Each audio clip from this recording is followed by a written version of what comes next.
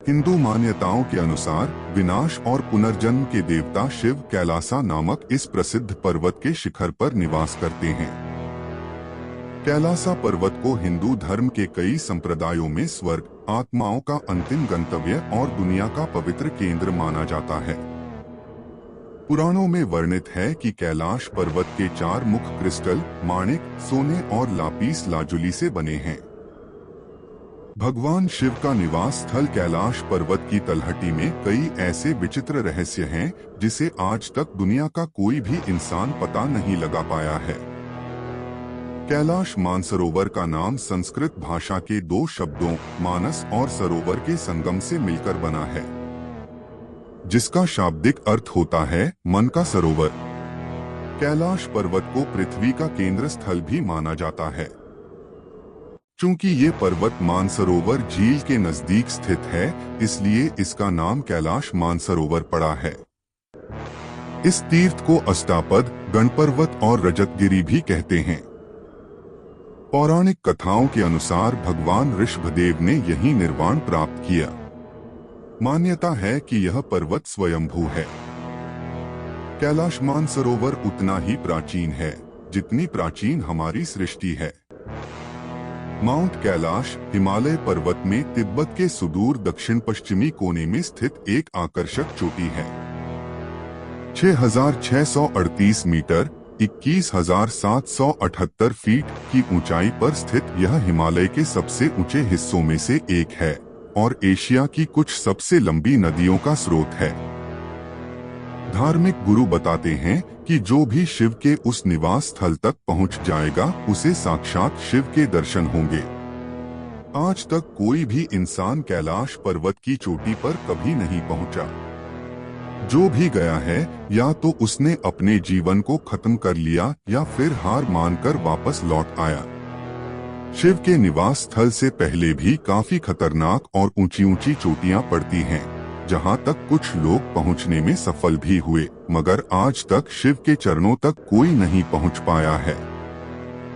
भगवान शंकर के निवास स्थान कैलाश पर्वत के पास स्थित है कैलाश मानसरोवर। यह अद्भुत स्थान रहस्यों से भरा है। शिव पुराण, स्कंद पुराण, मत्स्य पुराण आदि में कैलाश खंड नाम से अलग ही अध्याय है, जहां की महिमा का गुणगान किया गया है। पौराणिक मान्यताओं के अनुसार इसी के पास कुबेर की नगरी है। यहीं से महाविष्णु के कर कमलों से निकलकर गंगा कैलाश पर्वत की चोटी पर गिरती है, जहां प्रभु शिव उन्हें अपनी जटाओं में भर धरती में निर्मल धारा के रूप में प्रवाहित करते हैं। कैलाश पर्वत के ऊपर स्वर्ग और नीचे मृत्यलोक है। धरती के एक ओर उत्तरी ध्रुव है तो दूसरी ओर दक्षिणी ध्रुव। दोनों के बीचों बीच स्थित है हिमालय। हिमालय का केंद्र है कैलाश पर्वत। वैज्ञानिकों के अनुसार यह धरती का केंद्र है। माउंट कैलाश सबसे पवित्र पर्वतों में से एक के रूप में जाना जाता है और 4 धर्मों के लिए एक महत्वपूर्ण तीर्थस्थल बन गया है: बौद्ध, जैन, हिंदू और तिब्बती बौद्ध धर्म। हिंदू और बौद्ध तीर्थयात्री दक्षिणावर्त दिशा में घूमते हैं, लेकिन जैन और बौद्ध अनुयायी वामावर्त घूमते हैं। यह एक ऐसा भी केंद्र है जिसे एक्सिस मुंडी कहा जाता है। एक्सिस मुंडी अर्थात दुनिया की नाभि या आकाशीय ध्रुव और भौगोलिक ध्रुव का केंद्र। यह आकाश और पृथ्वी के बीच संबंध का एक बिंदु है, जहां 10 दिशाओं में मिल जाती हैं। रशिया के वैज्ञानिकों के अनुसार एक्सिस मुंडी वह स्थान है जहां अलौकिक शक्ति का प्रवाह होता है और आप उन शक्तियों के साथ संपर्क कर सकते हैं।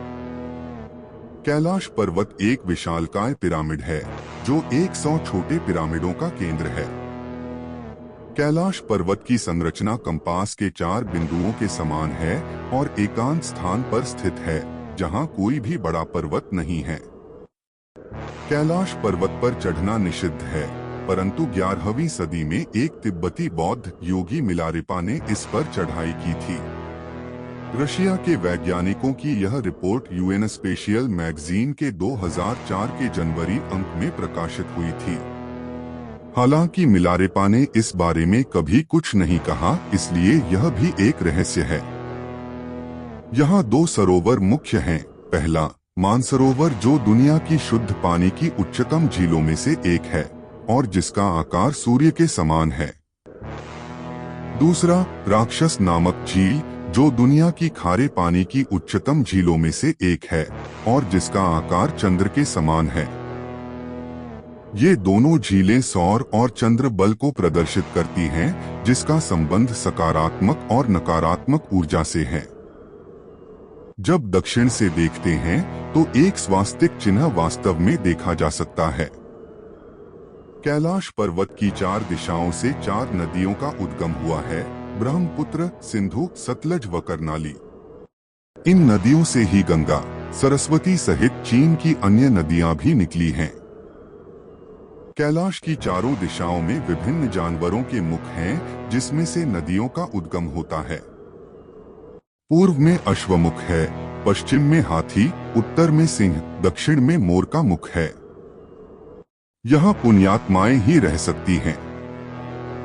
कैलाश पर्वत और उसके आसपास के वातावरण पर अध्ययन कर चुके रशिया के वैज्ञानिकों ने जब तिब्बत के मंदिरों में धर्मगुरुओं से मुलाकात की तो उन्होंने बताया कि कैलाश पर्वत के चारों ओर एक अलौकिक शक्ति का प्रवाह है, जिसमें तपस्वी आज भी आध्यात्मिक गुरुओं के साथ टेलीपैथिक संपर्क करते हैं।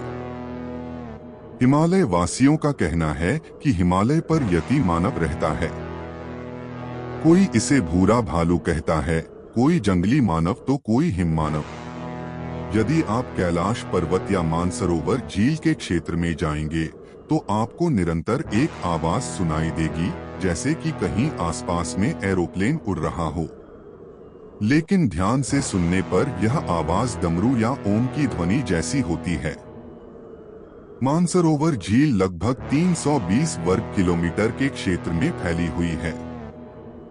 इसके उत्तर में कैलाश पर्वत तथा पश्चिम में रक्षातल झील है। संस्कृत शब्द मानसरोवर, मानस तथा सरोवर को मिलकर बना है, जिसका शाब्दिक अर्थ होता है मन का सरोवर। कहते हैं कि मानसरोवर वह झील है जहां माता पार्वती स्नान करती थीं और मान्यता अनुसार वह आज भी करती हैं। वैज्ञानिक कहते हैं कि यह अभी तक रहस्य है कि ये झीलें प्राकृतिक तौर पर निर्मित हुई या कि ऐसा इन्हें बनाया गया। पुराणों के अनुसार समुद्र तल से 17,000 फुट की ऊंचाई पर स्थित 300 फुट गहरे मीठे पानी की इस मानसरोवर झील की उत्पत्ति भगीरथ की तपस्या से भगवान शिव के प्रसन्न होने पर हुई थी। पुराणों के अनुसार भगवान शंकर द्वारा प्रकट किए गए जल के वेग से जो झील बनी, कालांतर में उसी का नाम मानसरोवर हुआ। एक अन्य मान्यता के अनुसार परमपिता परमेश्वर के आनंद अश्रुओं को भगवान ब्रह्मा ने अपने कमंडल में रख लिया था तथा इस भूलोक पर त्रिअष्टकन स्वर्ग समान स्थल पर मानसरोवर की स्थापना की। शाक्त ग्रंथ के अनुसार देवी सती का दायां हाथ इसी स्थान पर गिरा था, जिससे यह झील तैयार हुई। इसलिए यहाँ एक पाषाण शिला को उसका रूप मानकर पूजा जाता है। इसलिए इसे 51 शक्तिपीठों में से एक माना गया है। मान्यता है कि कोई व्यक्ति मानसरोवर में एक बार डुबकी लगा ले तो वह रुद्रलोक पहुंच सकता है। मानसरोवर पहाड़ों से घिरी झील है, जिसे पुराणकार क्षीर सागर कहते हैं। ऐसा माना जाता है कि महाराज मानधाता ने मानसरोवर झील की खोज की और कई वर्षों तक इसके किनारे तपस्या की थी, जो कि इन पर्वतों की तलहटी में स्थित है। तिब्बती बौद्धों के लिए कैलाश तांत्रिक ध्यान देवता डेमचोक का निवास स्थान है। हिंदू कैलाश को महान भगवान शिव के सिंहासन के रूप में देखते हैं, जो उनके सबसे महत्वपूर्ण देवताओं में से एक है। दुनिया भर से बौद्ध, हिंदू और जैन तीर्थयात्री इस पवित्र पर्वत की परिक्रमा करने जाते हैं।